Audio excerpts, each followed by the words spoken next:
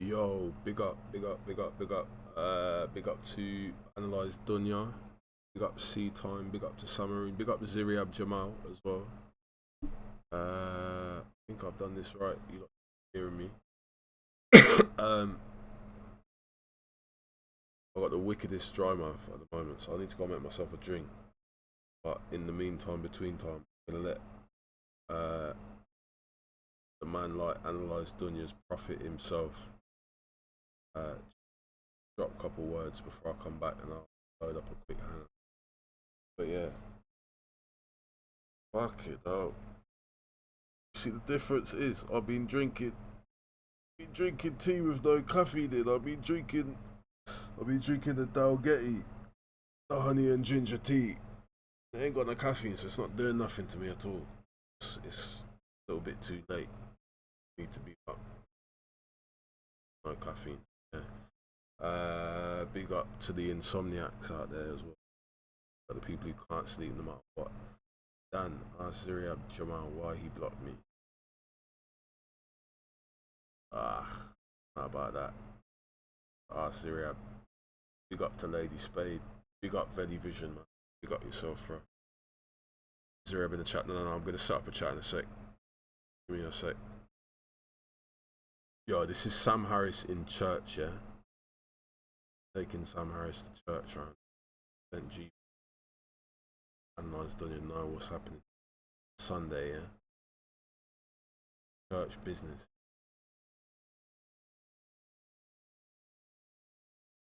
Let me give you just a little bit of background. From time to time, usually 3 or 4 times. For those of you who might be visiting our service for the first time, let me give you just a little bit of background. Big up the church crew, yeah?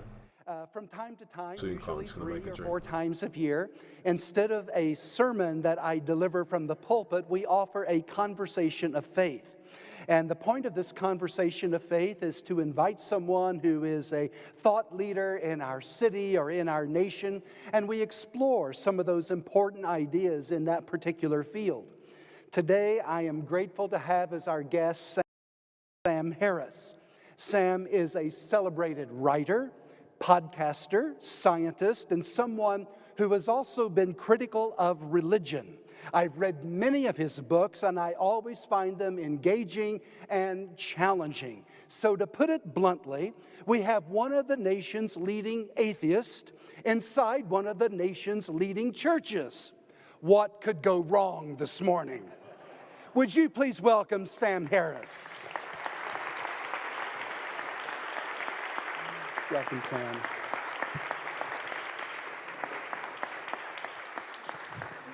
Sam, it is so good to be with you today. And for those of you, for those who might not be familiar with some of your work, why don't you just give us a little bit of a brief background in terms of who you are and what you're doing at this point in your life? Sure. Well, first, thank you for the invitation. It's an honor to be here. This is not how I normally spend my Sunday, as you might imagine. But it's beautiful. There's nothing in my work that suggests that that I or any other atheist can't love beautiful buildings and a conscious effort to seek profundity in the present moment. And so music and ritual and many of the aspects of this service precisely are things that really resonate with me. And it's an irony that I wrote this first book, The End of Faith, which again was as you mentioned, a kind of frontal assault on religious faith and the notion of revelation and organized religion and religious sectarianism. But I never thought of myself as an atheist. I never used the word atheism in the book. I had no knowledge of the atheist community, or I don't think I could have told you who Madeleine Murray O'Hair was at that point. And all I was arguing for was reason and evidence and common sense and just a frank acknowledgement that religion, because we have these competing dogmatisms, these competing sects, these competing claims of the unique veracity of revelations. At minimum, you have Christians and Jews and Muslims. I thought religion had shattered our world quite unnecessarily into these warring moral camps. And my first book, The End of Faith, was a direct response to the events of 9/11. So I was in the middle of my PhD in neuroscience, where I was studying belief. I was actually scanning people's brains and studying the difference between believing and disbelieving various propositions, religious and otherwise, mathematical, logical, historical. And then people started flying planes into our buildings for transparently religious reasons, with an expectation of paradise that they will tell you about ad nauseum. And so then I took a detour from my scientific studies at that point and wrote this first book that was very much against faith. And I finally went back and touched other topics, but that's how I got here. Very good. So the thing that interests me today is that after that book, you went on and wrote a book titled Waking Up, which I found really fascinating, and it's a wonderful book. I recommend it to you. But not to oversimplify it, but the thesis is basically this, that in one way or another, a spiritual life is important to our humanity. And so I'd like for you to talk a little bit in terms of why you wrote that book. Yeah, just waiting for Zuri. See if he jumps in. Well, there are many ways into that. I guess the most common is to recognize that we all suffer and we're all going to die. Even if you're the luckiest person you have ever met and you live longer than anyone, eventually your phone will start ringing with all the bad news of the people you love who are dying and disappearing. And that fundamental mystery that we all have to confront, that this life is impermanent and that even when we have everything we want, or nearly everything we want, even when we're not sick and no one around us who we love is sick, still there's this constant undercurrent of dissatisfaction. It's hard, even when you're getting what you want, in the very act of gratifying a desire, your contact with experience is still less than perfectly satisfying. In fact, your pleasures just recede. I mean, you get this the bite of the perfect food that you want. That chocolate cake or whatever it is that you've been looking forward to, and even in the act of savoring it, in the next moment it's a little too much and you need a drink of water, right? I mean, you wouldn't want that experience itself to persist forever. And so there's this search for happiness in a context that seems perfectly designed to frustrate that search. And so I view spirituality as a way of answering this question of whether it's possible to be truly happy and truly peaceful and to connect with a durable form of well-being before anything happens, before you get what you desire, even in the midst of physical pain or disappointment or anything conventionally negative. I appreciate what you're saying because I'll attribute this to one of my dear friends. He passed away a few years ago, but Dr. Forrest Church, who was the senior minister in All Souls Church in New York City, he once said that religion is about trying to make sense of two stubborn facts. One is that we are born, and none of us chose to be born, and then we're all going to die. And so somehow or another, in between, we're here and it's going to end. Religion, in some ways, is trying to make sense of that. I think the spiritual quest is trying to make sense of that. And it may not give us all the answers we want. There's still a lot of unknown and a lot of mystery. But there is something, I think, profoundly true about this, the transitory quality of life. And it's here and it ends. And so we struggle with that. But I want to come back to the idea of spiritual practice. I know that meditation has been important to you. I think people are always interested to know, why is that particular spiritual practice important? What do you get out of it? And how do you incorporate it into a very busy life? Well, there are many different kinds of meditation. The kind I've done is traditionally a Buddhist practice that many people know of as mindfulness now. And one of the reasons why mindfulness is so popular and why it's been so easily exported into the scientific community, and there are many neuroscience labs studying it now, is that there's really nothing associated with it that is prototypically religious. There's no iconography to be interested in. You don't have to even care about Buddhism or the Buddha. I mean, it's almost perfectly designed for export into a secular context, and that's why, unlike various Hindu practices where you're repeating a mantra, or you're adding something to your experience that is susceptible to doubt. I mean, if you're an atheist and you're being told to chant to Krishna, you can get sidetracked, wondering, why am I talking to the Hindu god of love, and does he exist, and do I even want to know about him if he does exist? So mindfulness is just the act of paying very careful attention to the present moment, just noticing what you notice in each moment, whether it's a sensation in the body or a thought arising or a mood, and you're not trying to control your experience. You're not trying to even, paradoxically, you're not even trying to improve your experience. You're simply trying to notice the flow of consciousness and its contents in each moment. And what happens when you do that in a very systematic way, and I've done this on retreat, where you go into silence for weeks or even months at a time, and there are people who do this for years at a time. I've met people who've spent decades on silent retreat. It's an amazing fact that simply paying attention to experience is an antidote to the problems I just described. This feeling of dissatisfaction, this feeling of seeking happiness and having that search itself become toxic.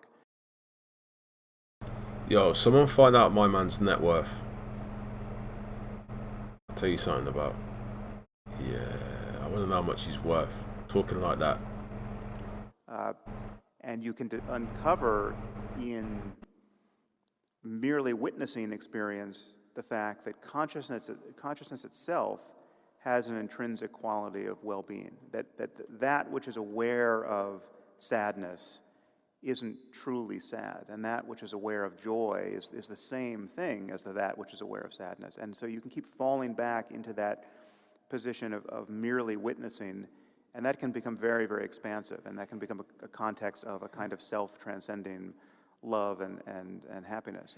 Yeah, it seems to me that, from a religious perspective at least, that I think some people see religion as an escape from what's really happening in their lives. Whereas my perspective would be, religion is actually about trying to help us move more deeply into what is actually happening in our lives. And so this sense of mindfulness, whether it's mindfulness, whether we call it prayerfulness, whether we call it awareness, it's not something that's just been invented recently. Yeah, I'm going to have to lock that off for a little while anyway, still. I'm going to fall asleep otherwise. We got to the... Fuck it up, 27 people, man. We got... net worth 2 mil. It's got to be worth more than that. He's worth more than that, I would say. Big up 2 Oxo Beans. Big up Mohammed Zachariah. Sam Harris is in bed with people like Douglas Murray and Dave Rubin. Apparently. Madness. Well, yeah, I mean, the argument can be used by people with other agendas. It's not difficult. So yeah, we're gonna let that visual run in the background now. I'm gonna get a shorter one.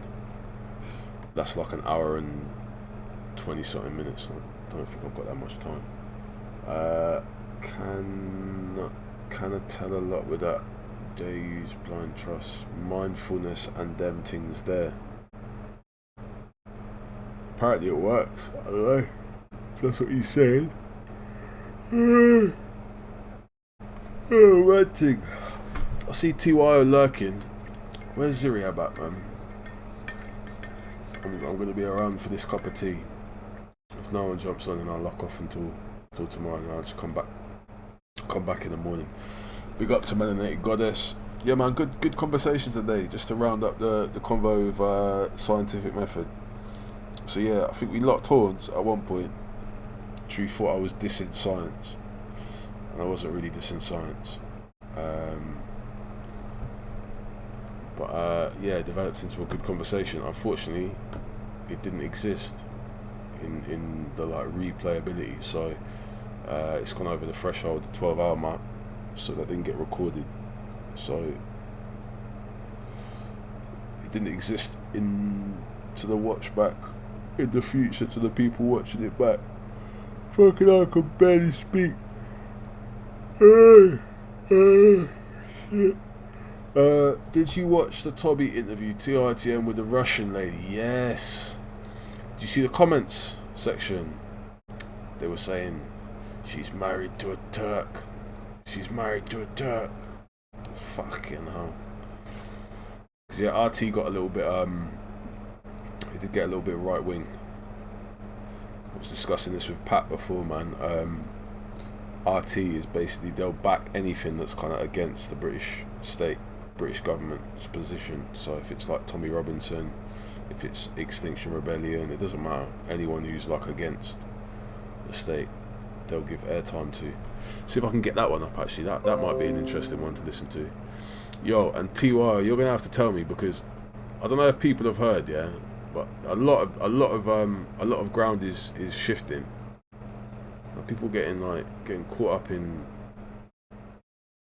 like allegiances shift on this thing proper quick, man. Because I mean, look at what's happened with Tommy Robinson and that whole movement. James Goddard, Danny Tom, all these lot splitting off. I saw Raj today. He made a, I don't know, 2 or 3 hour stream. Made like an announcement that he's dropping ties with one of these lot. They ain't selling nothing, man. It was nothing that I wanted to buy anyway, but they ain't offering nothing, man. There's nothing on the table with that movement. It's all dead. So it's just big up Raj for doing his own thing still. Yeah, RT. You see Tommy Robinson, he's getting better at interviews as well. I have to give him that. He knows his points. And the thing is what he does really well is he pretends that he doesn't. How do I explain it?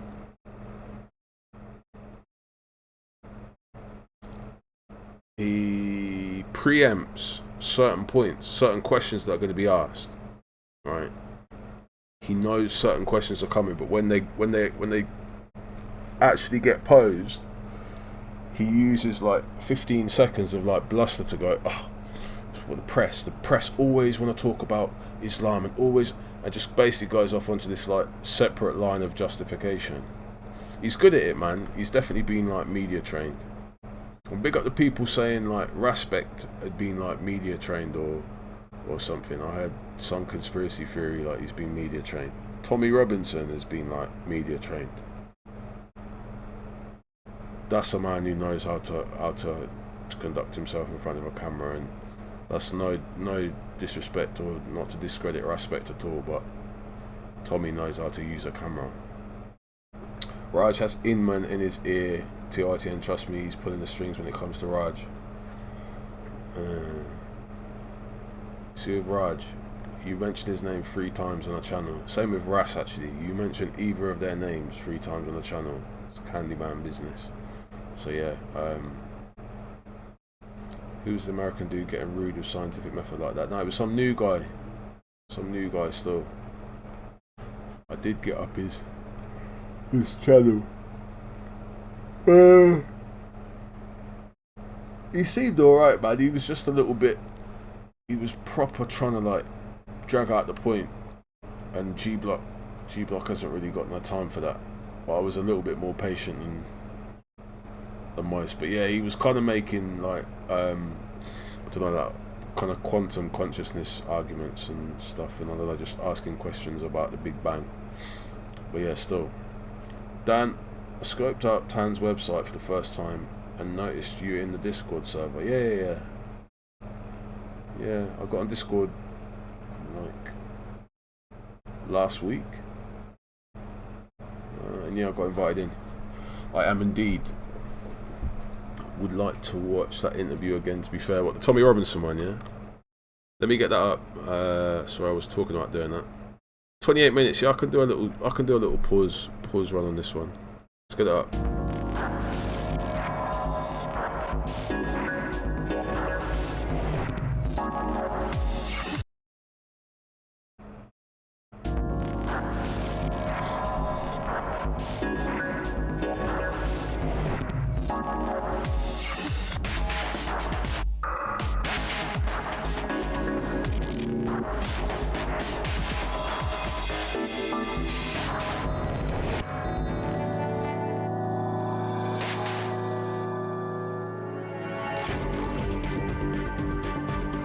Welcome to Worlds Apart. Freedom of speech is one of the pillars of democracy and also the one that in the West is perceived as being in greatest peril. With the left claiming that it has become a vehicle co-opted by the right to spread hate, and the right deriding the left as sinister, snowflake censors, just what are the boundaries of free speech? Well, to discuss that, I'm now joined by British activist Tommy Robinson. Mr. Robinson, it's good to see you. Thank you very much for coming over. It's good to be seen. Now, what brings you to Russia?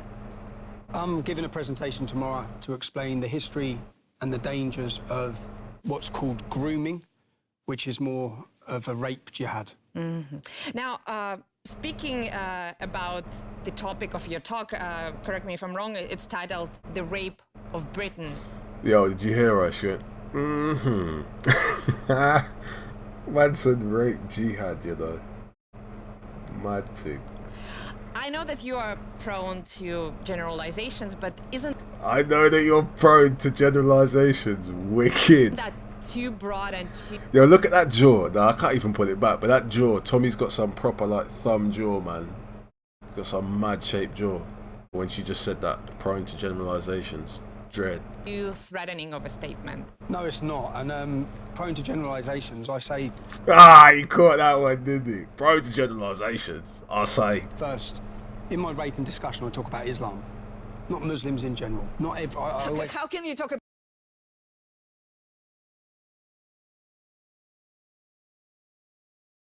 Not your Turkish husband, love, yeah? Right? Not your husband, love, right? Let's have it right, yeah? About Islam and not talk about Muslims in general. Because don't talk about my husband. Islam's an idea. It's a book. It's an idea. To criticise that idea... But it's practiced by Muslims. But if I criticise Christianity, I'm not insulting or picking fault at every Christian. I'm picking fault at the idea. So when we see the rape levels that we've seen in our country, and from a population, Muslim males make up 2.2% of the British population. They are responsible for 84% of the convictions of this type of rape. And what you have to ask the question is why, which we're not allowed to ask. Well, I think you pointed out very specifically that it's this type of rape, and I suggest that we talk in more detail about various kinds of rape. But before we do that, when I heard the title of your talk, The Rape of Britain, the immediate association that I got was with the book The Rape of Nanking. It's a very famous book describing 6 weeks in 1937, during which the Japanese forces killed at least 200,000 Chinese civilians and raped 20,000, at least 20. It's a history test. Don't think Tommy's prepared. 20,000 Chinese women. Even with those races that... Oh, brain cells. He's got a little hamster wheel going around in his head right now, bless him. Even with those cases that you're trying to highlight, this... Sit up a bit straighter, Tommy. The rape statistics in Britain is nowhere near that. In fact, if you look at the statistics, Britain is pretty much on par with other developed countries. 19,000 children in 2018 were groomed by these gangs in 1 year. So when you talk about the rape of Britain, if I give you the statistics, we have a town called Telford. It has a 1.8% Muslim population. 1,000 children were raped by those gangs. 5 have been murdered in that town alone. When you take the 1.8% and you take away under 16s and you take away over 65s, there's only 956 Muslim men in that town.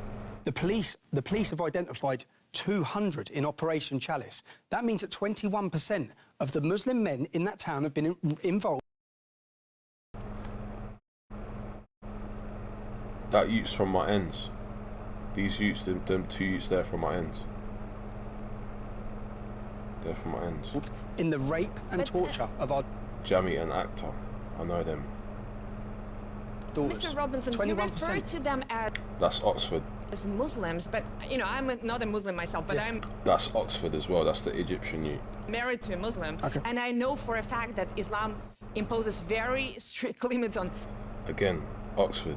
extramarital sex, not to mention rape. I mean, those people that are convicted of raping anyone, they would not be considered Muslims by Islam. Why do you have to tie it to If you their come and see, faith? if my presentation I give tomorrow proves all of this, categorically proves it. It says 4 times in the Quran that outside of your 4 wives, you can take whatever the right arm possesses. Sexual slaves. And I have, on my video, I will have imams and experts confirming what that means, sexual slaves.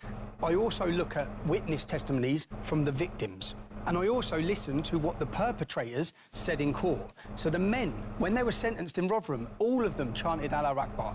The comments they make were about, you know, if whilst we're on the grooming scandal, one of the girls they murdered, the day before he murdered her, he sent his friend a message saying he's sending that kuffar to hell.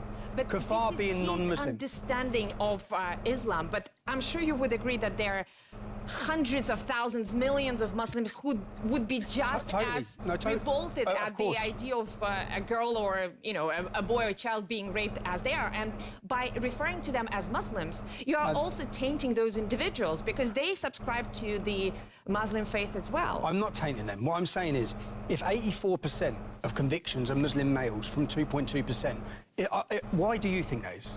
Why the I massive... don't know where you got these statistics from because That's from the Quilliam Foundation, which is a Muslim anti-extremism think tank. But I mean, the last time I checked, British police actually does not keep track of or does not release the ethnicity or the religious affiliation of the perpetrators. Out of the 404 so far, men who have been convicted for this type of rape. Again, you keep referring to this type of Yes. rape, but I mean, Brothers, cousins, in work most colleagues.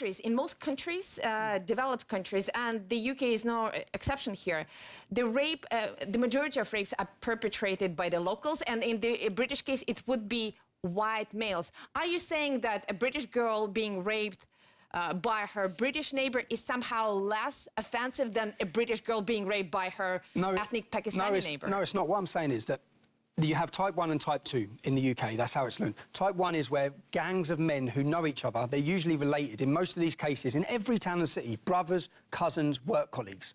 That has never happened in the UK. Out of those convictions, 0.5% have a British name. 0.5%. Now, when we're talking about type 2 paedophilia, that is lone paedophiles sharing their sexual fantasies with other lone paedophiles via the internet or grooming in that process. Literally exclusively, that is white. But that's because we live in an 87% white country. That hasn't been covered up. What we have seen, for example, in Manchester, a young girl was injected with heroin in 2003. She was 15 years old. She was murdered by a 50-year-old Muslim male who had been grooming her and raping her. The police launched an investigation, OK? They identified the perpetrators. Then in 2005, Colin Cramphorn shut down the investigation, OK? He closed it. He was rewarded by the British state, a CBE, the biggest award you can get for hiding this fact. Then we had the investigation in Telford, where local politicians blocked an investigation. We've seen a cover-up. I can easily believe that politicians or local authorities could be covering that out of political correctness, but this... In every town and city. If it was one town or two, but we have seen grooming gangs operating in 44 cities, and we've seen every one of them. But look, that is an organized establishment. crime That is exists organised. in all countries, and in many countries, Russia, for example, prostitution rings or human trafficking rings are run by ethnically homogenous groups. Britain is no exception here. I know for a fact that there are many ethnic Russians involved in human trafficking in Western Europe, perhaps even in the UK, but they're doing that not because they're Russians. They're doing that because they're criminals. Why are you portraying it as a religious issue rather than a criminal one? In my presentation tomorrow, you'll hear from the victims. So the victims say it's racial and religious. The perpetrators say it's racial and religious. The Quran and the Scripture supports and justifies these actions against non-Muslims. That's just simply not true. It is true. And unfortunately, when we're not talking about sexual gratification here.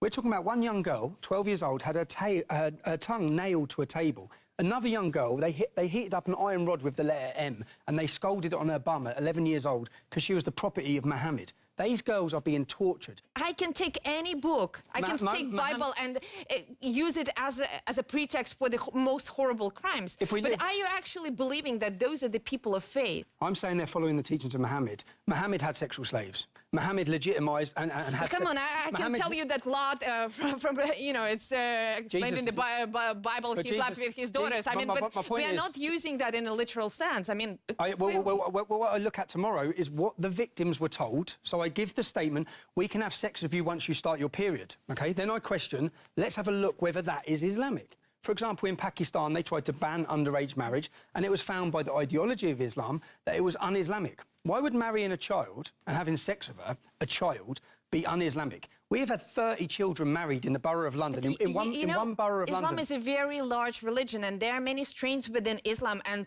some interpretations of Islam are indeed horrendous, as are some interpretations of the Bible. My problem with that is that, again, you would agree that there are many good people among Muslims, those people could be your allies. They could be the ones who would be looking after those potential predators, but you are alienating them by suggesting that their faith is directly responsible for the crimes of those individuals. Boko Haram gave justification. Boko Haram, a terrorist organisation in Nigeria, they give justification for kidnapping girls and enslaving them, saying it's quoted by Allah. Muhammad commands it. ISIS done exactly the same.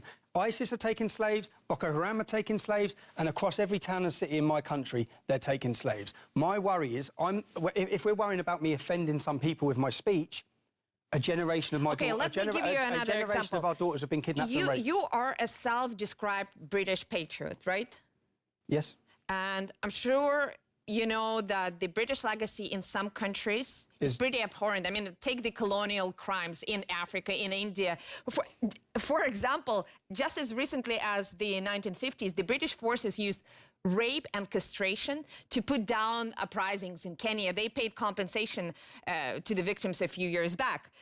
Would it justify me to throw around labels like British killers or Anglican rapist at anyone who has any relation to the British identity? I don't live in the past, and I'm not throwing those accusations at every single Muslim. So that's for me, it's an irrelevant point. You're evading my question. Would that justify me calling anyone who has any relation to the British state, because it was the British Army, the British forces who were perpetrating those crimes, not just individuals, but actually the state institution that authorized this kind of treatment of people? Would that justify me throwing that kind of labels to...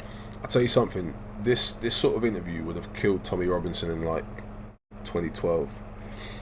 If Tommy Robinson had really been like... Tommy couldn't have handled an interview like this in 2012, but... yeah, I think he's doing quite well. He's answering the questions fairly well. I think he's quite confident.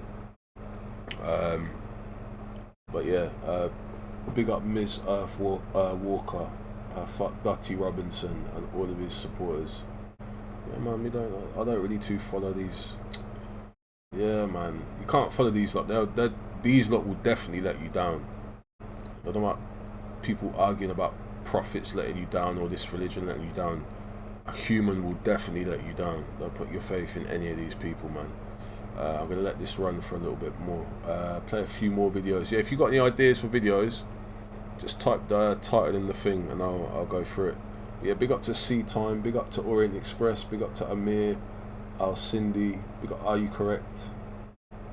Big up Dean Stevens, big up to Observer 1618. Old Hickory, big up yourself, bruv. Saw you today on the Psycho film stream. I was going to drop in for a little bit longer, but I was busy. Big up Samaroon. Yeah, man, these people let you down. Trust me, sis. I'm telling you, because they're not... Yeah. Like I said, I'm from a town where this has actually happened, innit? And I know people who have been affected by this. Same way I just said, like, same way like I see the youths on the street. I was just like, yo, I know that you, I know them, man. They're from Oxford. It's a small town. Everyone knows everyone. So if Tommy Robinson had a sincere message that was really getting to the core of the issue, you don't think he'd be around. I'd see Tommy Robinson in my ends. I've seen Mohammed Hijab in my ends. Yeah, I've not seen Tommy Robinson. Tommy Robinson come to the fucking court. In fact, I can tell you a story about that. I'll play the video afterwards because that was an interesting one. Yeah, Tommy Robinson come to Oxford and filmed outside the court, and that case ended up collapsing. And it wasn't because of his interference or anything, but it was because there was no, like, there was a, I don't know, I think there was like a rape allegation that was yeah, found to be a lie or some shit. I don't know. It's mad though. But I'm telling you, these lot, they don't. And a lot of these guys, there's no like. It's historic, innit? It's happened. Like, if anything that could be changed would have been changed at the time, or should have been, could have been changed, would have, could have, should have, all of that shit. It's all bollocks. Just saying, under Islamic laws, if you can't prove you've been raped, then you get 100 lashes. Mad thing. I don't know. Yeah, the money. I mean, money is an incentive. But I think he gets a lot. I think he gets a little bit more than that out of it. I think he gets a bit of a cause and feels like he's got like a goal. But yeah, we're gonna touch on his. There's another video that's come out recently that I'm gonna get into. But yeah, big up to the people. 45 people watching. Big up the Insomniacs, man.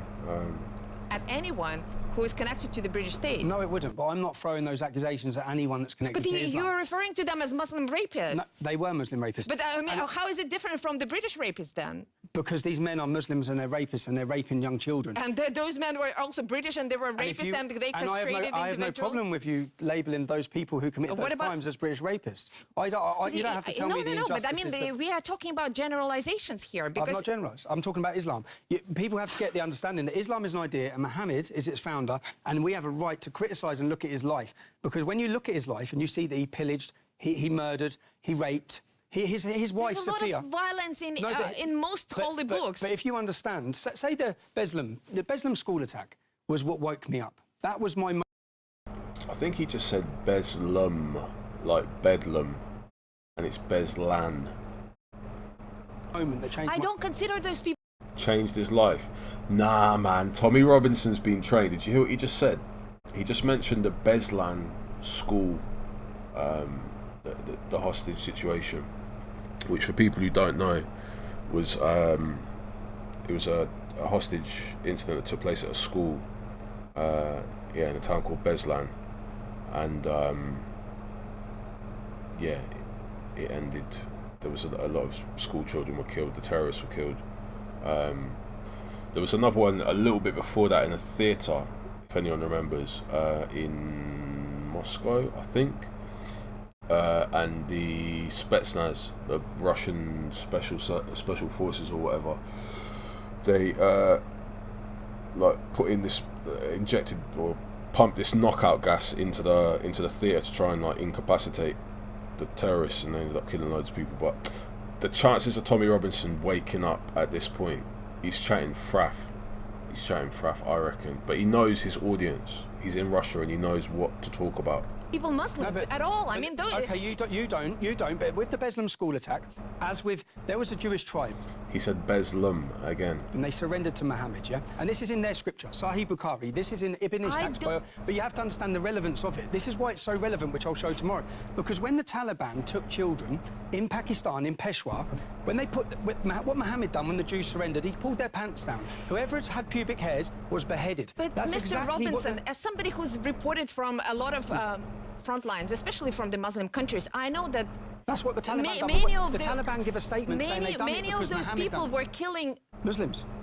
Yes, exactly. And these are the good people that I identify with. For some reason, you are only identifying Muslims with the bad people. I'm not. What I'm identifying is that these attacks, 1400 years later, they used the scripture to justify the attack. Now, what I'm saying is, when we see, and no one can explain it, and we're not even allowed to ask the question, What I want to do is prevent another generation of our daughters being raped. And if we have to ask serious questions to investigate why these Muslim males feel that they can do that, why brothers, one group of them, to celebrate Eid, they kidnapped a 15-year-old girl and gang raped her, and they said in court it was to celebrate Eid. Could you imagine any Christians celebrating Easter by kidnapping a Muslim child and gang raping her for 36 hours? I think Christians have a very long history of horrendous crimes, and but not justifying it with their religion, not making comments of their religion, not making derogatory comments. Are you killing me? Are you kidding me? I mean, we don't have time to go into that, but there are plenty of historic examples of that. I want to ask you about this specific case, the grooming case that you got yourself entangled with, yes. and that was indeed an example of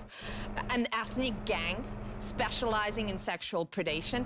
The court, that court delivered or resulted in very, very harsh sentences. I think the defendants were collectively sentenced to over 220 years in prison. Not all of them. One of them's in Pakistan because they let him the day they put me in jail. But they let the rapist go home. By and large, the court recognized that it was indeed a campaign of rape against teenage girls. Do you think justice was served in that case? Justice will be served if many of them who hold dual nationality are deported when they get out of prison. I formed the English Defence League to highlight these sorts of issues. It was a total cover-up. The British establishment, the British press were involved. The journalist who was given an award for exposing this in 2011 has admitted that he knew about it 7 years prior. Everyone in our British establishment and British elite has facilitated and allowed our daughters to be raped through the fear of political correctness. Mr. Robinson, we have to take a very short break now. Okay. We will be back in just a few moments. Stay tuned.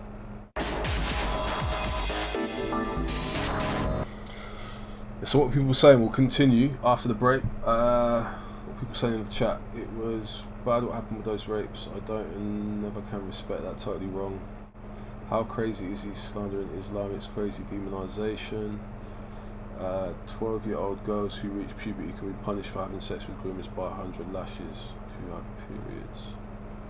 periods. Big up to the chat. Some diverse opinions in the chat. Always welcome. Fucking hell. What are you saying? Analyse Dunya, Tommy Robinson dropping them punchlines, yeah?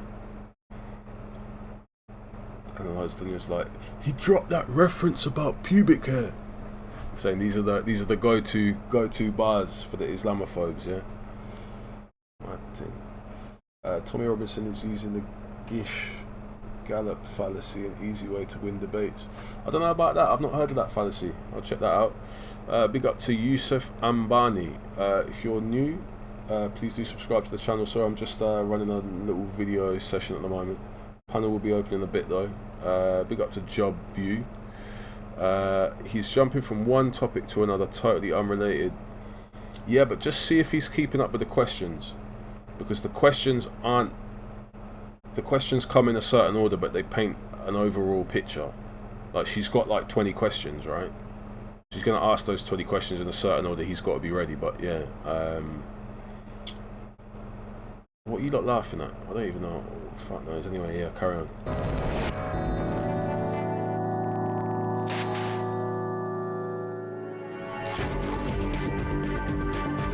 Welcome back to Worlds Apart with British activist Tommy Robinson.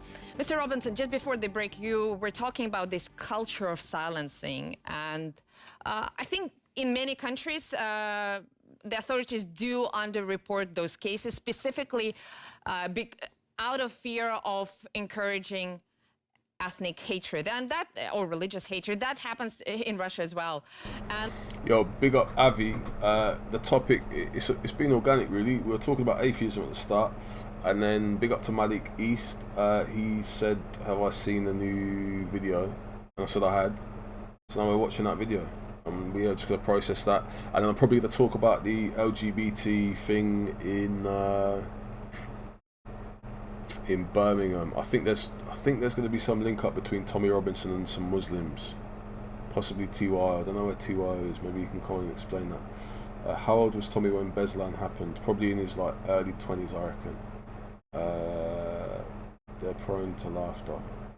Yeah, man. All right, we're going to carry on. Big up the 54 people watching. Big up. And I know for a fact that you haven't been convicted of a hate crime, but a lot of your followers have crossed that line and took out their anger or frustration on people who did nothing wrong. Does it bother you? A lot of my followers. Some of your followers. Some of my followers. And would you say that somehow that would be my fault? No, I don't think it's your fault, but perhaps I would say that it should have encouraged you to be more specific in your accusations. What about if I wrote a manifesto, and in that manifesto I told them they can attack people? Then would it be my fault? Yeah, but you can also tell them that, you know, there are people who are committing crimes and there are people who have nothing to do with that, and you should not take your anger out on those people. I'm not. What I'm saying is I have only ever called for peace. I've never called for violence. But we do have a book that calls for violence and promotes murder.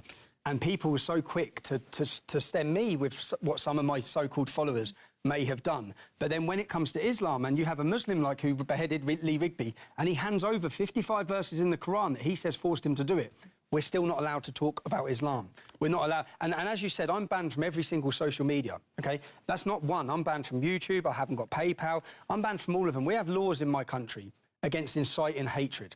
I've never been arrested for hate speech. I've never even been questioned about any hate speech or crimes. The truth, I was removed from Twitter for stating the fact that I've told you today. Muslim men make up 2%, they represent 84% of convictions. It's a fact. Anyone can look at it. That's not hate speech. So what we see now is the British establishment have hid these crimes. You said they were underreported. They've not been... I think that's 84%. I think is that the Quilliam stats? Anyone recognises that little stat? I think that's the Quilliam stats, isn't it? Underreported. They've been hidden. And they hid them. And then they realised, because there was such furor on the streets for 2 years with the English Defence League, they realised they've got to now deal with it. So then they started making arrests. And in fact, if you look at the graph of when these arrests started, in the first 11 years before the English Defence League formed, there were 11 arrests. The next year after the English Defence League formed, in that 1 year, there was 36 arrests, 40 arrests, 72 arrests. They've had to do something. But the full cover-up mode that they're still in is now, out of the last 49 trials, only 6 have been openly reported on. Before she goes on, yeah, someone said that she's married to a Turkish guy. Seems defensive, which is understandable, but many Muslims are also extremists like Shamsi, Adnan Rashid, etc. Alright, we'll carry on. Main problem is not with a random person on the street, even if he or she happens to be a Muslim. No, totally. I grew up in Luton Town. Some of the best people I've met in my life are Muslim. Okay, so your main beef is with the British authorities who are turning a blind eye to this issue. Don't you think that by focusing on one particular group, in this case Muslims, you're making it all too easy for the British authorities to dismiss or deflect from a very legitimate issue that you are raising, that is how the immigration policies are being structured, and the fact that many people feel that they have no say in how those policies are being formulated. Aren't you playing into their own hands? No, I will tell the truth. Bluntly tell the truth and continue to do so. But are you more interested in bluntly telling something or actually having an impact? I've seen the Overton window shift. I've seen it. 10 years ago, people called me an extremist. They said I was lying. Even what I proved tomorrow in my speech, in 2010, I told the Times newspaper that Muslims were taking children into paedophilic prostitution rings with heroin. They called them extraordinary claims. Now all those journalists are catching up and they're reporting on it. Just as these Are they reporting it just as you formulated? Muslims are taking children into paedophilic ring? Yes, they're starting to. It's now common knowledge in my country, which it wasn't 10 years ago. People said we were lying, OK? It's now proven. I mean, how would you even know that they're Muslims? I mean, for God's sake. I'll go through the comments from their court cases. The Somali gang, they said it was part of their culture to do this, OK? I mean, culture is not the same as faith. Another Muslim said he was teaching the women a lesson for being out and being uncovered. You can take a verse in the Quran. There's a verse in the Quran that clearly states a woman must cover as to not... Imagine listening to, like, rapists when they tell you their reason. Yeah, a book told me to do it. Yeah, a book. It's my culture. That's what happens when people can't take responsibility. I'm telling you. To separate herself as to not be molested. But there are many other verses that would tell you that humans and women have to be treated in a good way, and I'm a best example of that. Now, can you give me one of those verses? Absolutely. I mean, my whole life is a proof of that. But no, your whole life is a proof of a decent Muslim man that you're with. Not, which is not an exception. Which are the shots at her husband. See them shots. Oi, Tommy Robinson sending shots. Oi, Tommy. Majority of the Muslim But what population. I'm saying is that's not proof that Islam promotes that. That's not proof that the Quran promotes values. I think you're extremely cherry-picking, as you sometimes do with the facts. Let's talk about immigration, because I think there is actually a substantive issue. She getting hot round the collar, man. Here, and I think that on that front, the movement that you are representing is actually contributing to debate. To change. Just the other day, there was a Munich Security Conference, a large conference for NATO countries, and they produced a report called Westlessness, in which they identified nationalist aspirations as the sort of the biggest challenge to the so-called Western project. And they actually suggested that many of those nationalist aspirations are driven by the immigration policies and the failure of the authorities to communicate and to engage the public effectively on those issues. Don't you think that you have actually contributed to that shift in perspective? Because I would agree with you. A few years ago, nobody would discuss immigration in detail. You would be accused of being a racist. You still are. You still are accused of being... Well, essentially, if you went to the right school in the UK or you're from the right class, you're allowed to talk about it. If you're from a working class background and you have an accent like I do, you're automatically deemed a racist or extremist. And the reality is that the towns and cities that immigration affects is towns like where we live. It's areas. When I was born in 1982, we had one mosque. We now have 35. I've witnessed my whole entire town change, and not for the better. There is less freedom. There is more trouble. We feel alienated in our own communities, and the whole time we're told that diversity is great whilst our daughters are being kidnapped and raped, whilst we have, in Britain, we have 22,000 Muslims on a terrorist watch list. 22,000. 3,000 of them are monitored 24 hours a day, 7 days a week, at a cost of £9 billion a year. So the questions we're asking is, if we've already got all these problems, I think 6 refugees so far have committed terrorist attacks in Europe. Why are we still... If you had the choice, yes, how would you deal with that issue? Because you certainly, I mean, many of your Muslim neighbors are British citizens like yourself. Yes. Yep. What would you change to make your society a bit more mutually self-respectful? I've said that in my hometown, we have every form of immigration. My mother was an Irish immigrant to the UK. We have St. Lucia. There was also a long history of Irish violence, right? You know that? Terrorism? Yeah.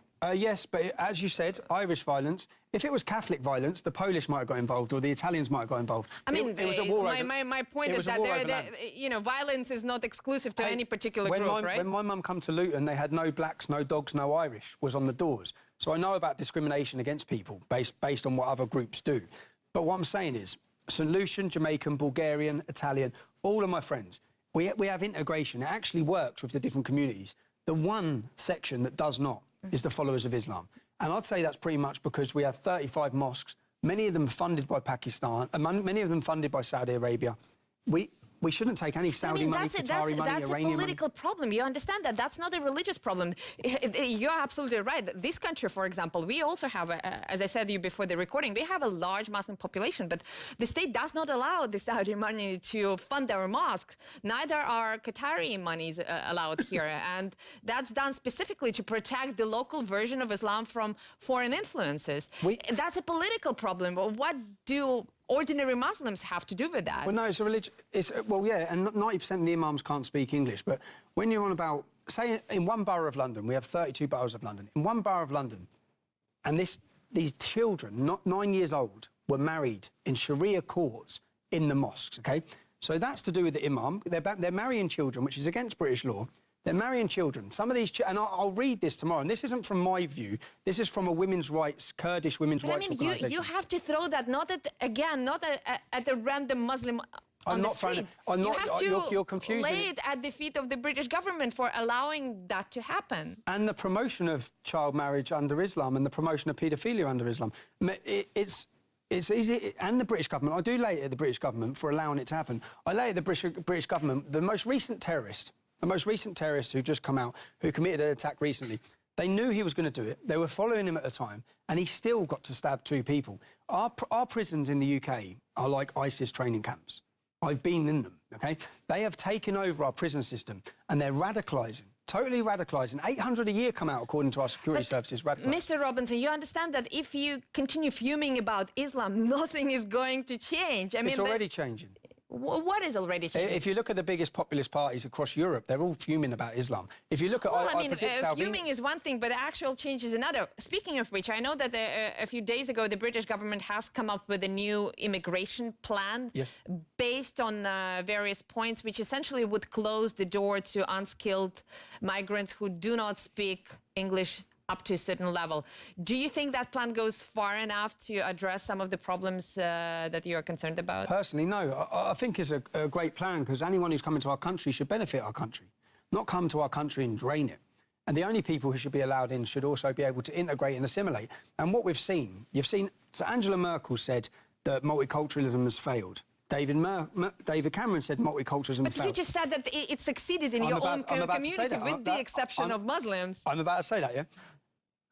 That is a weak and cowardly way of saying Islam has failed. Because the reality is, the Sikh community, the Hindu community, the Jewish community, the Polish, the Bulgarians, how hard is it for a Russian person to come to the UK? It's very easy for Pakistanis, Somalis, Afghanis, Iraqis. We'd much rather have immigration, which I think that when the Polish immigration come, in my hometown of Luton, I remember thinking how great it was, because all of a sudden we had people who are culturally the same as us, hard-working, family values. The family value system in our country has been purposely targeted and broken down. The attack on Christianity, which we see, I even see our Christian leaders, we talk about the Church of England. I question if many of them even believe in Jesus Christ, or whether they're using it for their own globalist agenda. You know, Muslims are still pretty strong on family values. I mean, they're... I know they are. In fact, I went just last week to meet with some Muslims. There's Muslims are protesting outside a school in the UK because they're now teaching from the age of 6 that boys can be girls and girls can be boys, and they're getting transgender... So they could be allies, exactly. And I mean, Russia is one example where we have a pretty good relationship between the various faiths. I mean, is that not an argument for you to actually reframe your campaign not being anti-Islam, but more being anti-immigration or anti-stupid immigration? Islam is a threat. Islam is incompatible with Western democracy and freedom. If someone takes Islam at its literal word, if somebody takes the Bible as a literal word, it will get into the same type of trouble. If someone wants to live as Jesus lived, are they going to kill anyone? Because Muhammad murdered, Muhammad raped. So if someone believes Muhammad is the moral compass for them, and they believe he is perfect, well, he married Aisha when she was 6, and he raped her when she was 9. So that's a problem. Okay, and to say and to speak openly and freely about it shouldn't be a crime, or we shouldn't be attacked for it. People want to kill you. Mr. Robinson. Analyze Dunya in the chat is saying that this interview surprised her. What's surprising? I don't think this is really a departure from Tommy's normal position. He's just getting good at doing interviews. I don't think. See, Analyze Dunya's saying. Analyze Dunya's saying only questionable thing that he said so far is rape jihad. Agreed, yeah. I haven't really paused it many times. I've sort of let it flow. At this point, when Tommy's on stage and he's doing interviews and that, it's not what he says, it's what he doesn't say, it's what he omits. You kind of have to read between the lines. Like there is definitely a script. There is lines on a script that Tommy's reading from. I would say this is a softball interview though, and he's been doing a lot of these recently. This is probably an easier interview than the one he had in Denmark, I would say. But I don't know. Sonia whatever said Oxford invited Tommy to brainwash students. Nah, the random societies at Oxford, they have, like, I don't know, the debating societies. Different societies will just invite people.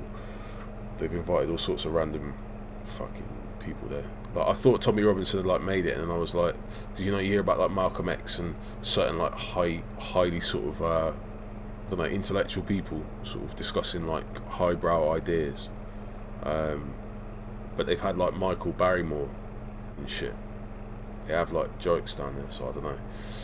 But yeah, anyway, I'm gonna carry on. Big up to the chat. Big up to Maninated. Big up to Old Hickory. Big up to Munda. Big up to Malik East. Big up to Sophia Lewis Live. Big up Sonia whatever. Yeah, it's a script. I would say this is pretty scripted, to be honest. This seems like a softball interview, but it's just my take. I'm non-theist, by the way, but most religious people do not take their scriptures literally these days. Most, but then 20% are Islamist ideology. As but they're also Christian fundamentalists. 22% are on a terrorist watch list. That's a small army. I promised you a non-edited broadcast, and this is what I'm going to give you. So that's why we have to leave it there. Thank you very much for coming over. No, thank you. Well, and thank you for watching. Hope to see you again next Sunday on Worlds Apart.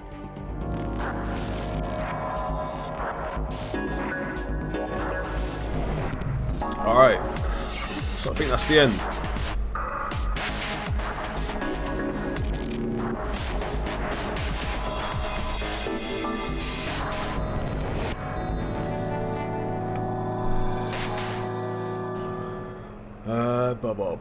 People in prison convert to Islam for many reasons. They get given more free time to pray. They want to feel a sense of security, community. They get better food. And I'm sure there are a few more. So unprompted.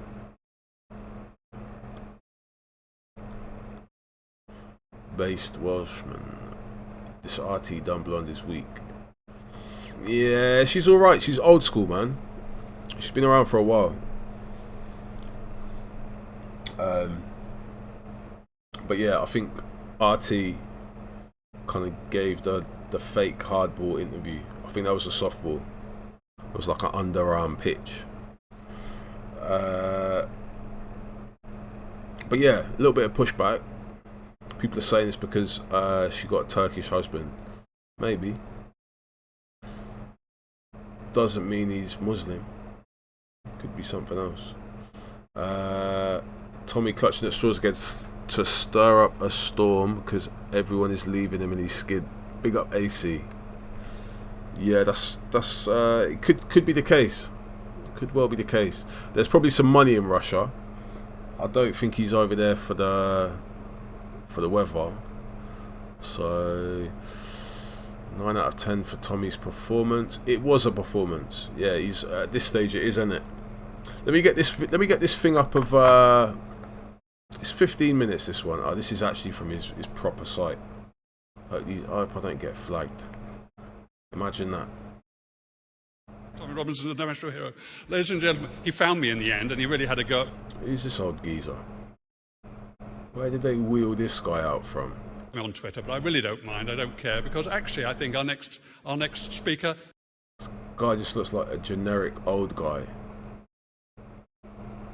Is a national hero, ladies and gentlemen, Tommy Robinson.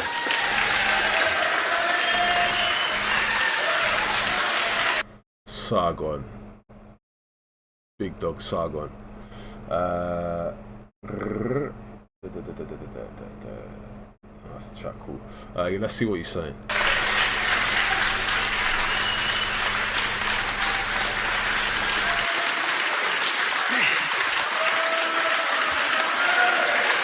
In their church. Oh.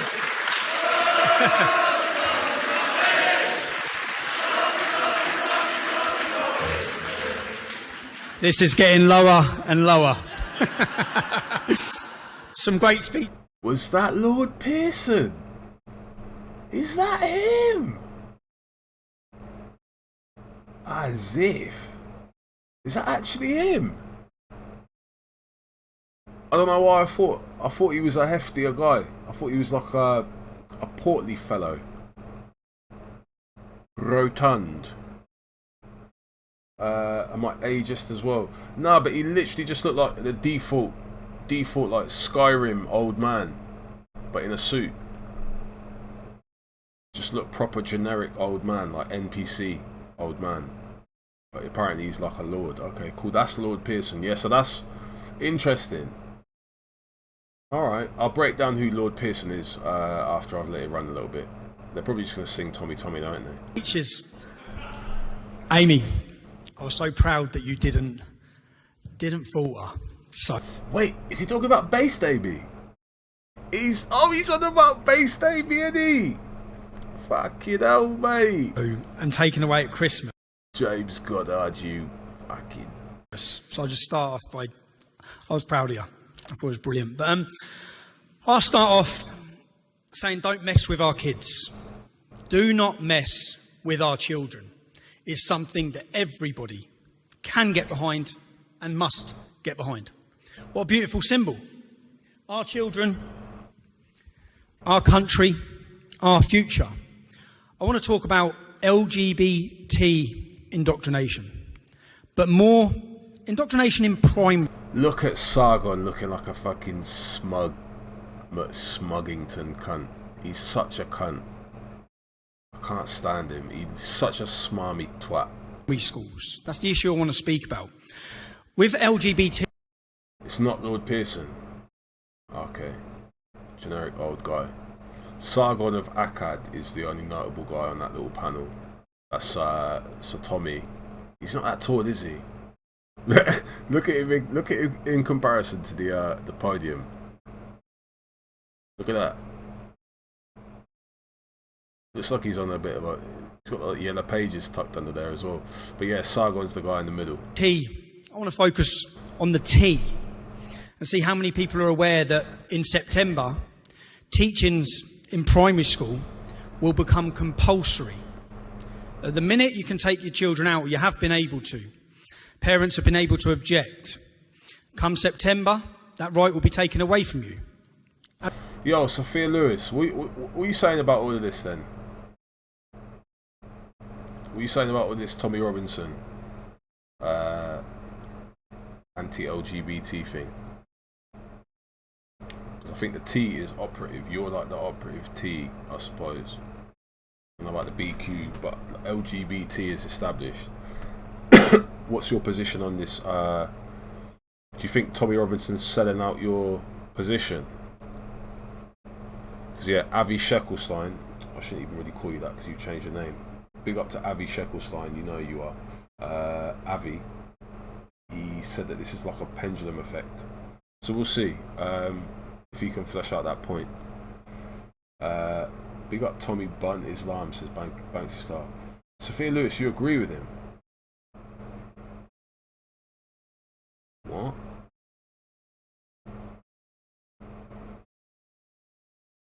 In terms of what? Limited to schools or something?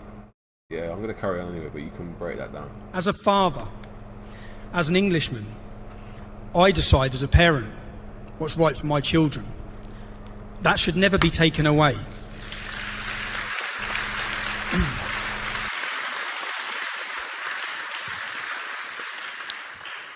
In a Welsh school, they held a meeting about this forced indoctrination, about the fact that... What have you been up to, Welshie?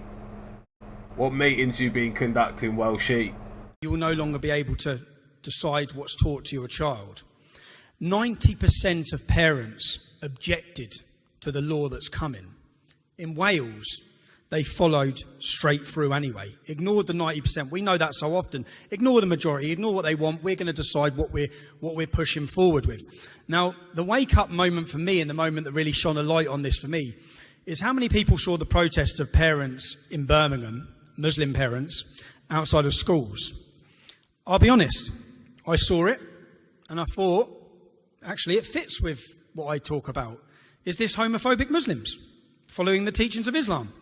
It would have been a very easy point to push or to get behind. And I started watching and listening. I found out that a Muslim child come home from school, primary school. Remember that, primary school, under 11. I believe this little girl may have been 6 years old. Come home and told her mum and dad that she can be a boy. Now that was the issue that raised the problem for the Muslim parents. They then started looking at this program that was being taught to their children. Again, I would have been of the mindset, are these homophobic Muslims? Is this the reason? I looked at the school. I saw that the man who's running this education system within the school is homosexual. So then I investigate to see if there's been any previous complaints at the school by Muslim parents about having a gay man teach their children, which there hadn't. So this, from the parents, wasn't about a homosexual teaching their children. It wasn't really about homophobia, which I was automatically led by the media and pushed by politicians that these were extremist parents and they're bigots. That's what we've... Nah, I'm not buying that. I don't buy that in the same way that I don't buy these rapists in jail going, oh, a book told me to do it. Oh, it's my culture. Oh, the media told me. The media told me this is what it was. No, I don't buy that, man. Carry on. Seen, that's what I saw. I then looked and listened a lot to what the parents were saying. And I stand here today, not as a political activist. I stand here to talk about this issue, which will surprise people, the issue I'm talking about. I talk about it not as a political activist, as a father. I listened to those Muslim parents. I didn't see them as religious activists. I saw them as fathers, concerned parents with what was being taught to their children. The moment that really ingrained it for me was when I saw Ellie Barnes. Ellie Barnes is a government advisor, an award winner, an LGBT activist in Birmingham. This problem comes from Birmingham. It's rolled out from the city of Birmingham, which is why the Muslim parents have been on the front line of this issue in that city. She said previously, and we hear that this is about tolerance. That's what we hear. This is about this teaching of the children. We'll get on to what they're teaching, but we hear it's about tolerance. Ellie Barnes, and I'll quote her, "We must smash the heteronormativity in primary school children." That's someone with an agenda, their own agenda, and they want to push it on our children. Not her children, our children. Okay? Smash the heteronormativity. The normativity of a man being with a woman, which is normal. Okay? And they want to smash it. And this is like when I first woke up to the issues I'm known for talking about. The more I read, the more concerned I come. It's exactly the same with this issue. The more I've started looking and learning and seeing the agenda that's being pushed on primary school children, the more concerned I've come. Let me show you a video, and I could show you hours worth of these videos, yeah? Let me show you a video of primary school nursery children. Would like to do some of those funny little dances from Fortnite. Does anybody know any of the dances from Fortnite? Oh, then you are a credit to your community. But most of all, Michael likes to twerk. Now, does anybody in this room know how to twerk? All right, well, it's quite important to the story, so I will just give you a very quick demonstration. All you need to do is you just stand with your feet sort of shoulder width apart, like so. Okay, and I'll show you at the side, so you get a better view that way. And you crouch down into this sort of position here, so your bum's sticking out. Hope you're taking this all in. And then you just move your bum up and down like that, and that's twerking. Now. I don't know who laughed then. I don't know what sort of laugh that is. That's madness. Now, fucking hell. Go on, Tommy, carry on, mate. for me, if a man wants to dress as a woman, you do that. Yeah? I have no problem with it. In fact, on our Day for Freedom event, we had a drag artist come out because it's about freedom. Okay? If a man wishes to dress as a woman and walk down the street, I support your freedom to do so. Okay? What I don't support, and what we cannot support as a country, is this to primary school children. Okay? And we'll get on to why. The reason why. 10 years ago, there used to be 2 referrals a week for gender dysphoria. I've said that right. I have many problems with it. There used to be 2 referrals a week. There's now 50 a week. Okay? Yo, big up to A. Yeah, man, I'll check that out. 100%. Big up to Princess Dominique. Big up to Tim Asuna. Big up to Resco. Big up to Rooted Welsh as well. Yeah, man, madness. The media celebrate any dysphoria within children, which 50% of the children end up having autism. We have the Tavistock Foundation is the one organisation which children are sent to when they have gender dysphoria. They've had 35 resignations in the last 3 years from experts, medical experts, who are standing against what is being forced. Many of the statements people have made when they've resigned is, we don't feel we can talk about this because of the trans lobby, who then attack them. People feel silenced, that they cannot speak about this issue. Now, where have we heard that before? Where have we seen that before? We've seen social services, police leaders, everyone whose job it is to protect children, stand by and allow industrialised rape of a generation of children because they were scared to talk about the issues. They were scared to talk about the issues for the same reason that now medical experts are scared to address these issues. That is because many organisations and groups who are funded attack them, destroy them, deplatform them, slander them. Let me read now. So, medical professionals are being silenced on this issue. That's why I want to talk about it. That's why I believe we have to talk about it. There is a Muslim gentleman in Birmingham who faces prison for taking his child out of school because he stands against this indoctrination of his child. Okay? Remember, this is becoming compulsory. I believe he's in court on the 30th of March. We have to stand with that man. The British public must stand with that parent. It is his right to decide, and not, and again, I'm going to be called transphobic, hateful, bigoted, homophobic. I will weather that storm because I'm standing up as a parent and I'm standing up for what's right. It's morally right, it's righteous. Let me read you now some primary school books. And this is where the confusion is coming into young children. One book, Mr. Seahorse. Mr. Seahorse, a stunning picture book from Eric Carle about Mr. Seahorse and other male mothers. Male mothers. Another book, Jacob's New Dress. But Jacob wants to wear a dress to school. This is confusion of primary school children. Another book, Billy's New Frock. Billy wakes up to find that he has turned into a girl. Another book, I Am Jass. This confused her family until they took her to a doctor who said that Jass was transgender and she was born that way. These books, and in fact, I hate to do this, but I will do it. I'll quote the Guardian newspaper.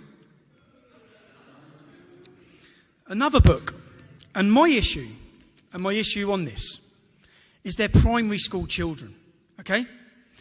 You're talking, some of the children now being referred to these gender dysphoria are 3 years old. Sargon said to me earlier, my son when he was 3 thought he was a fire engine, okay? You're now sending them for gender dysphoria appointments, 3 years old, 4 years old, 5 years old, 13%. We've had 10,000 children now. And are we going to ignore it and be silenced? We've seen what happened to a generation of our daughters already. This is child abuse. My name is Kit and I'm 12 years old. This is from another book for primary school children. My name is Kit and I'm 12 years old. I live in a house with my mum and dad and our dog Pickle. When I was born, the doctors told my mum and dad that they had a baby girl. And so for the first few years of my life, that's how my parents raised me. This is called being assigned female at birth. I wasn't ever very happy that way. These are the opening lines of a new book called Can I Tell You About Gender Diversity, which is being introduced into primary schools.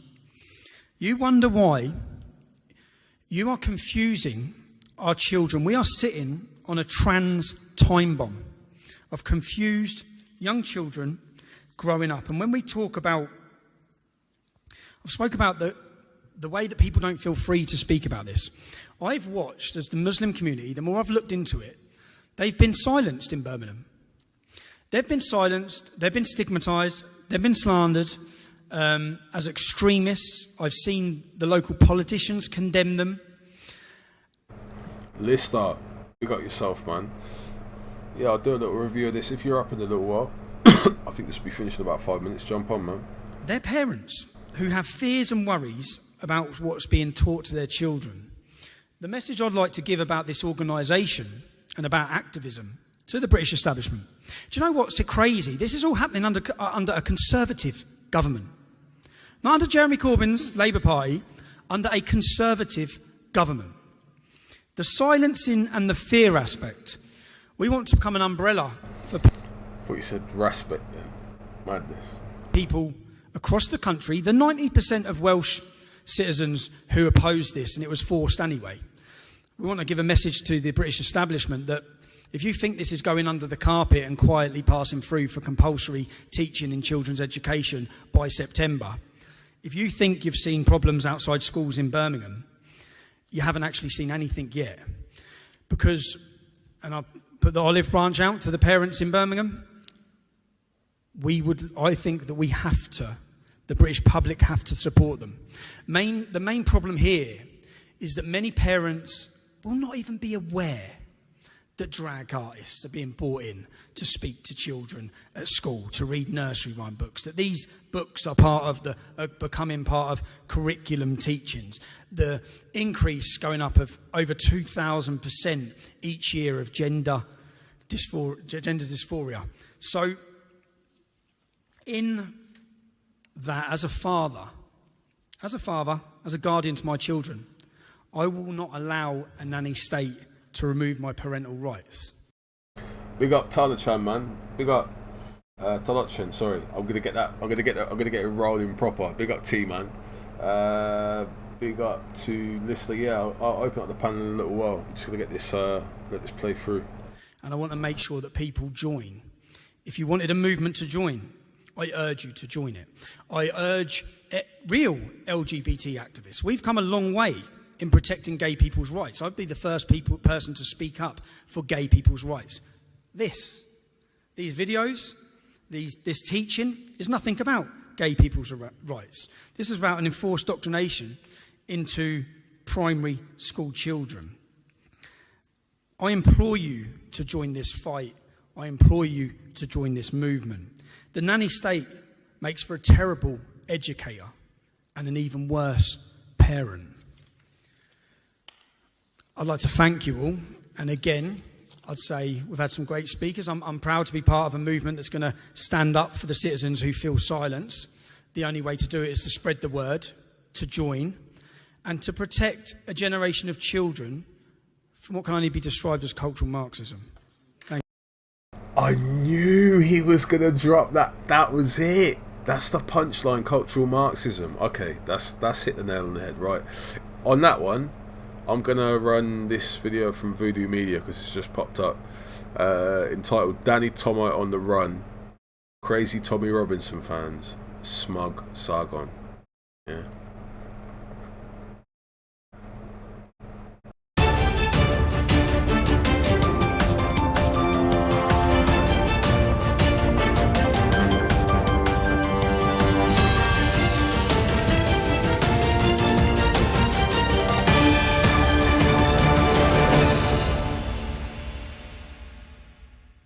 Tonight's news headlines. Danny Tomo is on the run from the law. Tommy Robinson supporters report people to the police for hate speech. And Sargon of Akkad takes credit for something he's had literally no part in. Good evening and welcome to Voodoo News. My name is Voodoo and let's get right into the first story. Pint-sized patriot Danny Tomo is on the run from the law.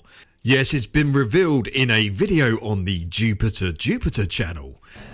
Jupiter channel? No way! Jupes has gone clear. Yo! Jupes, man, your things sell off. That the tiny PayPal fan is on the run from the police. Within this video, Jupiter explains that the small PayPal Jupiter, you know. Fucking Jupiter. No way. Patriot has not received any money from the cash cow. That is Tommy Robinson. But more alarmingly, he goes on to say that he's actually on the run from the police. I'm going to play you a little clip of that video right now. They're just taking the mickey out of him, but apparently he's on the run. Jupes! She made it big time, man. No way, Voodoo Media and them things there. Fuck, you know. Alright, let's listen in. Check it out, man. Big up Voodoo Media. He regrets spending so much time with the movement. He hasn't done enough for his family. If he does come back to the UK, he's probably going to get arrested and imprisoned. He's going to get nicked. He never got paid the whole time he was working. Never. For Tommy Robinson. But the way I see that... Wendy in the background. No way. You can tell that. Wendy's got that like old southern black lady, like understanding at times. I wish I could wheel this up. Wendy, we see the way that there you go, Wendy. He got involved in the movement. Yeah. Yeah. Yeah. He walked himself into the movement. No, yeah. He did, yeah. He did, yeah. He pushed himself in. He pushed himself. Oh, Wendy. Bless him. Wendy and Dupes. Into it, yeah. And the fact that you're on the run. What do you mean you're on the run? Where? Tell us where you are, you bastard, so we can drag you back. Yeah, but if you think about it, right? If you think about it, only an idiot would go on running around on a cause, not getting paid for it, while his wife and kids are using food banks. Yeah. Wow, certainly interesting developments going on in the world of Danny Tomo. The link to Jupiter's channel is in the description below. Now on to our next story. Yes, it appears we've reached full-on clown world, where Tommy Robinson's supporters are now actively reporting people to the police for hate speech. Yes, that's right, I'm talking about Ambrosine Sherritt, the owner of Eye on Anti-Semitism. Now, Ambrosine has taken quite the offence to the groyping that's going on in the UK at the moment. In a now privated video, Ambrosine exposes the UK groypers and mentions that she's called the police. Wow. I never thought I'd see the day where Tommy Robinson supporters were running around calling people Nazis and reporting them to the police for hate crimes. We have truly reached peak clown world. On to our final story. Carl Benjamin, Sargon of Akkad, has taken full credit for the UK groypers. In a previous video, Sargon boastfully said that it was him that came up with the whole idea. What do you think of the British groypers? Groping LBC and Talk Radio. Do you support this method of activism? 100%. I recommended it, I believe, a few months ago on Academic Agents channel. Yeah, definitely call in and ask them the hard questions. Because Carl Benjamin started the Pepe meme. For those who don't know, you can redeem Pepe. It's actually a copyrighted trademark Carl of Swindon. Carl, this guy thinks he started every single like edgy movement on the internet. He's like in his 40s. He programmed. I don't get how Sargon's done this turnaround. He's minted as well. The guy's made Wedge. But yeah, anyway, this is Sargon. Groypers, what does that mean? These are people who are just kind of like internet shitlords, really, who are just like, you know, internet shitlords, really. Like, yeah, I'm from Swindon. Yeah, yeah, yeah. I'm Sargon. Yeah. No, I've had enough of this. I've had enough of this. Yeah. Call in and ask the hard questions. Hard questions. Yeah. Call in. Groypers. Sargon. I reached out to the UK Groypers 14th Legion to find out the truth, and surprisingly, this is what they came back with. That little tubby tea drinking has had nothing to do with the UK Groyper scene. Wow, I don't think smug Sargon can get over this one. Ladies and gentlemen, we've come to the end of the show, and of course I will keep you updated on any new developments in the stories tonight. Ladies and gentlemen, I am Voodoo, and this has been the news.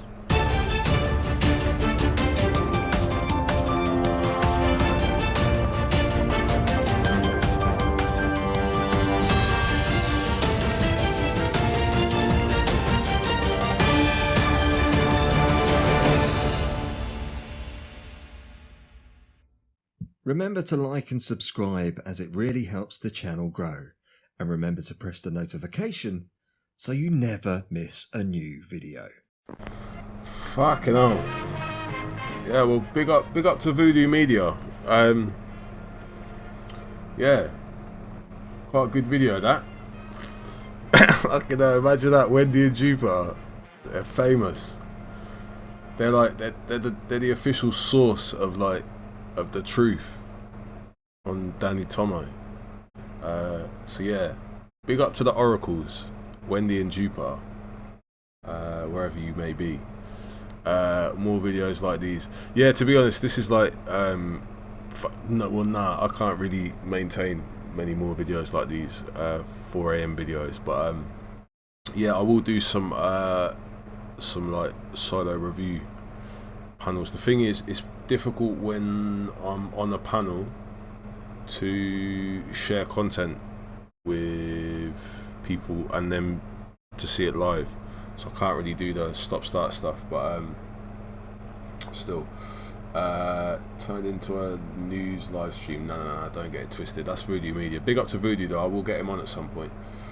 Alright, cool. Let me get the link out and see if any of you insomniac nutters want to jump on and maybe discuss some of it. If not, I might just carry on running videos. Let's make a cup of tea as well. Link is out. Big up to Lister, if you're still there. I don't know who else is floating around. But yeah. So there we have it. Rooted Welsh. Why do I think you're connected to Based Welshman? What's your link with Based Welshman? Do you know each other on that? But yeah, let's see. Hey, what have you got on your channel? Let's have a little nosy. Oh, that's quite a long video. Half an hour one.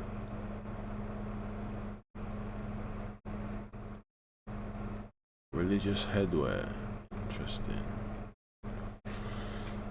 Anyone got any ideas for a video? I could do this. Who else have I seen do this? Obviously, Raspect is the original host and cover a video topic, but Jordan M did one of these as well that was quite good. Big up Jordan M. Big up to NLP who's just jumped in. Let's see. What you lot saying in the chat? Dan, did I see Zabida tonight? It was magical. Nah. What? Wait, on Zabida's channel? Zabida won't strike me, man. Really in the beef. Let's see what's going on.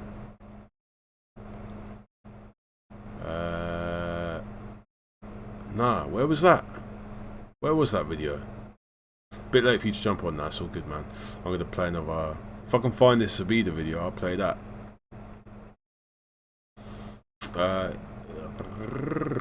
Shia Iran looking equals Saigon. Wannabe English white equals Saigon. Rooted hates based. Okay. Rooted hates based. Yeah, let me know what happened with this Zabida thing. Was she rapping or something? I think someone said something on Veddies, but I was engaged. But yeah, Malik East said 4chan made Saigon of Akkad. 100%, but I think he thinks the reverse. I think Saigon's a little bit delusional, but yeah, that's just me. There's some good. Let me see if I can find some of. Let's find some of Saigon's low points. There's plenty, but he's put his foot in it on a few occasions. What was the name of the guy who I don't know, some of you lot might know. No, Rooted Welsh, I don't believe that, man. He was a mate. He was a mate. Oh yes, Lister. Oh. What's going on, man? Yo, I was outside Tommy's speech. I was outside the building. Where was it held? It was the Emmanuel Center in Western. Ah. And you didn't get in though?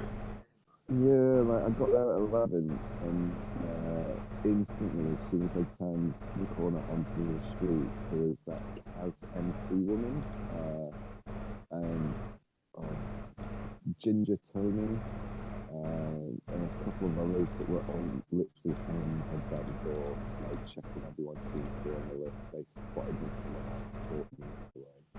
Yeah, you're pretty easy to spot, Lister. Were you wearing the same outfit? Well, yeah. But I had a tie. We got to think of like a disguise for you, Lister. I've got one. But the thing is, I want to use it when I know it will definitely be effective. It will be effective. But I want to use it for something like major. I've got a mate who's been into the man with loads of times, and he said that there should be just like someone on the door, like a receptionist, who will have a list of names, and you just pick a name. And I figured, I already know potential names of who's going to be. I'm just going to say it's a name of someone who should be going and hang up before them. But yeah, they just spotted me instantly. But interesting things happened. So they started filming me.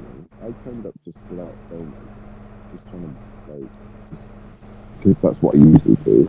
They started filming me, so I got my camera out, and then at some point they were like, while they were filming me, I reckon that they turned over to live stream and started like.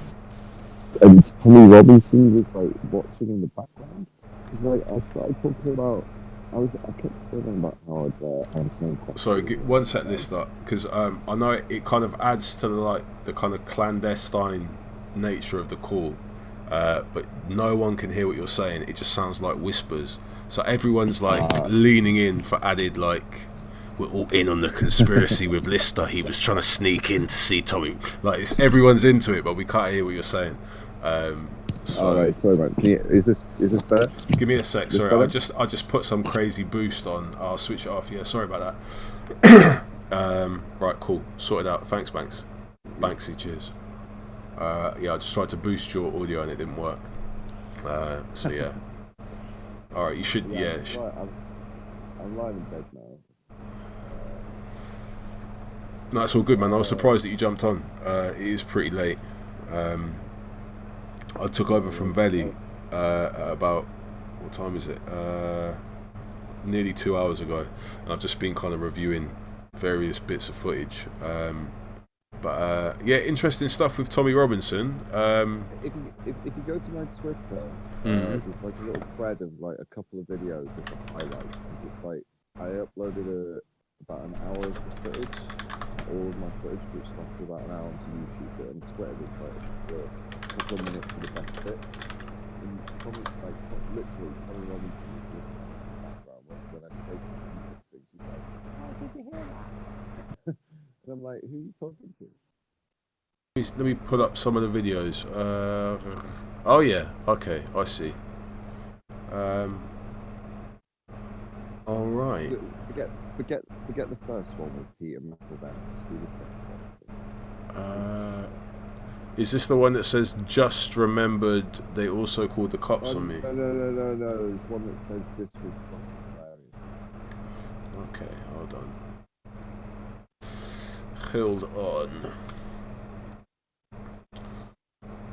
I don't think it's a suitable amount of time for me to make a cup of tea. I was going to run and make one, but let me see if I can load this up as well in the interim. Just remember, there's one. As a man who is a gateway to the further right, Peter McIlvenna, something. Is that one? Yeah, that's like the first one. So he comes out. Peter. But he's like the fucking other thing. I basically asked him about great replacement and whether he endorses the conspiracy. No. Say it again. You asked him about the great replacement. Yeah, and he's like, "No, I don't endorse that." And then like, "Well, what about the people inside who do?" And